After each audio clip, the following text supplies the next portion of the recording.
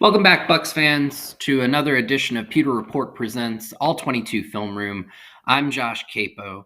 For this week's Film Room, I thought we would take a look at one of the more underperforming Bucs for this early 2022 season, especially when you consider that they're playing on a defense that, for the most part, has been playing at an extremely high level through the first 4 weeks. And even more concerning because this player just recently signed a massive contract, especially for their position, that indicated that the Bucs wanted to build around them and make them a foundation piece for this team going forward. And that is none other than Bucs nose tackle Vita Vea.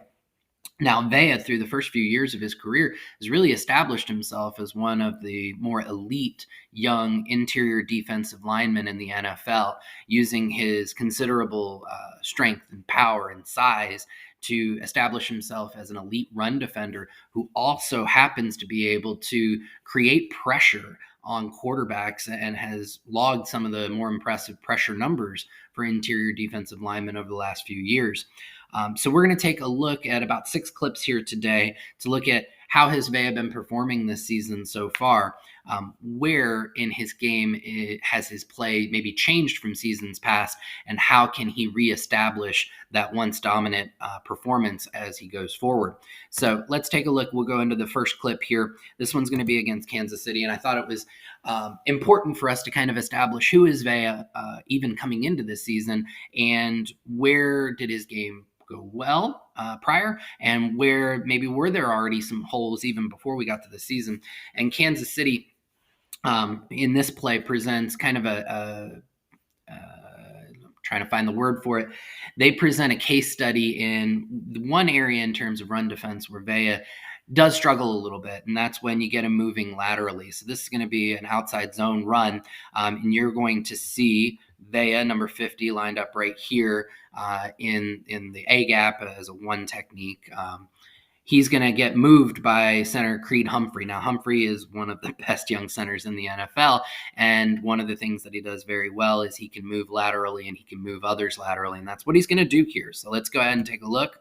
So you see the snap. You see everybody starts moving to the offense's left, Vea's right, and you can see Humphrey's able to get into Vea's pad level, doesn't let Vea get to his outside shoulder, and that allows him to slow Vea and create this crease right here that Clyde Edwards-Helaire is able to move through, and Vea just doesn't have the reach to grab him and bring him to the ground.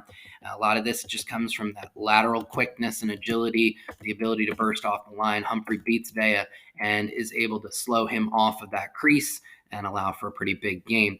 That's something that Vea is always going to struggle with when you're that size. He is quick for his size, but that doesn't necessarily mean he's extremely quick at his position. Smaller defensive linemen with a little bit more foot speed, they're going to be able to make that play a little bit better than Vea might be able to, just again because of his massive size. All right, so we're going to see it one more time this year. Now, this is an area where Vea in the past would have been able to probably make this play. And the Chiefs, again, are going to kind of use some lateral movement to try and disrupt him. You can see it right here with the counter. So Vea was already moving to his right. Now he's got to be able to transition back to the left to help seal off that hole there, and he doesn't really do it very well. You can see that the offensive lineman, number 77, we'll back it up here. He's able to get Vea moving to his right and then twist through and prevent him from getting back around to the left. You can kind of see his anchor falters. That allows him to get moved. It's not the same Vea from previous years who could just anchor down and then start moving back to that left. He ends up upright in his positioning. You can see it right here at the end. Yeah. Very, very tall in his stance. And that when you're tall in your stance, you're not going to be able to anchor very well. And that left him unable to make that play. All right. So now we're going to get to this third play. Speaking of getting moved, this was against the Saints, and you can see Taysom Hill is standing in the backfield as the kind of hybrid wildcat quarterback. Hill does have an ability to throw the ball, so you have to respect that. You can see the Bucs seem to be respecting the pass more than the run because they're losing the numbers game up front. You can see 1, 2, 3, 4, 5, 6, and 7 New Orleans Saints up front on the line. And how did the Bucs counter in numbers? Well, 1, 2, 3, 4, 5, 6. They're losing the numbers game. So that means from a schematic standpoint, the Bucs are prioritizing the pass over the run. In years past, they probably could do this because of the elite run defenders they have up front. Jason Pierre-Paul was a good run defender. Shaq Barrett is a good run defender. William Golston is a good run defender. And of course, we know that Ndamukong Suh was a good run defender. But it all comes down to this guy right here, number 50. He's supposed to be elite at run defending. And the Bucs have to trust him to be able to do that. They have to be able to trust him to anchor down even when he faces a double team. And he just doesn't. You can see the center, the right guard, they get him and they move him. And that initially creates this big hole right here that Hill's going to run right up through. We'll back it up a little bit more so you can see it again. So we're going to watch Vea. In years past, even against a double team, and it's a tall task, but when you're making almost $18 million a year, because of your elite run defense and the fact that you can pressure the passer, you've got to be able to be an elite run defender. And that includes anchoring down on this double team. Also, shout out Devin White for overrunning that gap and allowing that big ass run. Good job, Devin. All right. So now we'll get into clip number 4. This is at the goal line at the beginning of the Chiefs game. All right.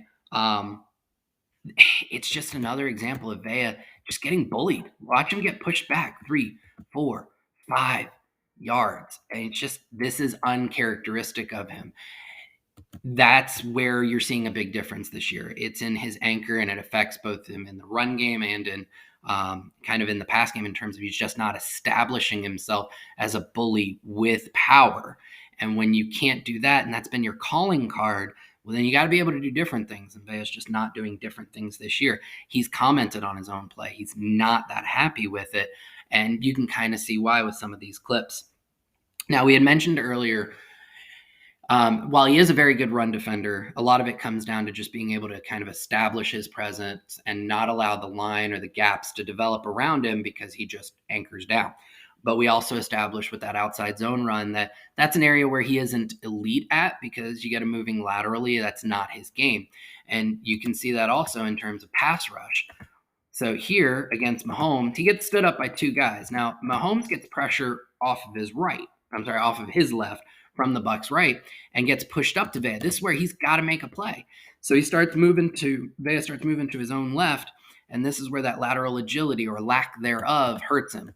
And he just gets moved out of the way. Mahomes is able to easily manipulate him, as well as, once again, Devin White making an appearance, and not for good reason. I know this is supposed to be a Vea film room, but, I mean, these things just kind of pop out at you, right? All right, so this brings us to our last one. So we've looked at a lot of clips of him, at Vita Vea, in terms of his ability against the run, and it's just not what it was in years past. I also mentioned at the beginning of this video that he wasn't just given the big contract extension because he's an elite run defending nose tackle. He wouldn't have gotten almost $18 million a year if that were the case.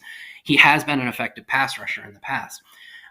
But that effectiveness is really related to just one thing. And we kind of noted he's not establishing the power and the strength that he did in years past. And you're going to see it affect his ability to rush the passer on this clip against the Saints. So he's going to get a one-on-one against Cesar Ruiz. Now, Cesar Ruiz is a good guard in the NFL. I will absolutely give him that. But when you are paying this man top 5 at his position money, he's got to win these battles a little bit more effectively. But Vea doesn't have a pass rush plan. It's basically, I'm going to bully you. I didn't see a bully there. Did you? We'll back it up. Do you see a guy physically dominating, establishing his presence, saying, I'm just a bigger, badder man, and I'm going to do what I want? It just doesn't happen here. So when he lacks pass rush moves, which he doesn't have a great swim. He doesn't have a cross chop. He doesn't have any of these other things that allow him to do different stuff and set up linemen. He's just got, I'm going to go over you. Well, he's not going over anybody. And for all those reasons, it's caused him to struggle this year. Now, the Bucs defense has, by and large, been able to succeed this season despite that. So you're hopeful that he can reestablish that physical dominance, that power, that ability to just establish whatever he wants in both the run defense game as well as a pass rusher. But until he does, you're going to see him struggle like this because he just doesn't have the breadth of ability. He can do one thing really well. He just hasn't been doing it that well this year.